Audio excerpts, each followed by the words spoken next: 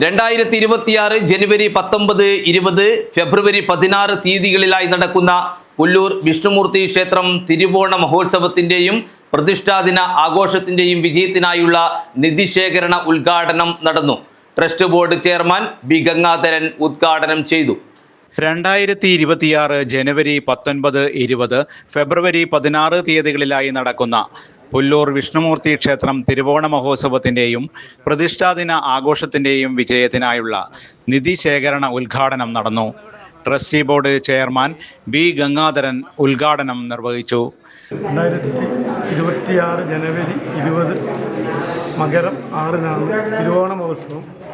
2026 ഫെബ്രുവരി 16 കുംഭം 4-നാണ് പ്രതിഷ്ഠാദിനം.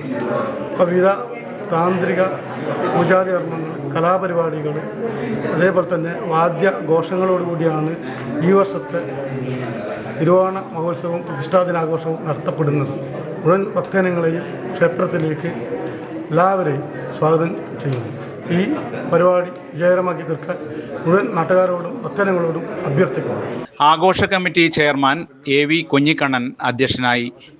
Pullur Periya panchayat member MV Narayanan, ക്ഷേത്രം മുൻ ചെയർമാൻ V കൃഷ്ണൻ, അരയാക്കിയിൽ president A Krishnan, secretary K Kelu, trustee board മെമ്പർമാരായ K രതീഷ്, K ബാബു, മാതൃസമിതി president P Sujatha, secretary K Sreeja, Beena VK എന്നിവർ സംസാരിച്ചു. ആഘോഷ കമ്മിറ്റി കൺവീനർ AV നാരായണൻ സ്വാഗതം പറഞ്ഞു.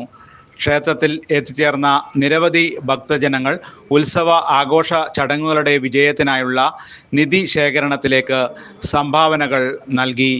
News bureau, Kanhangad.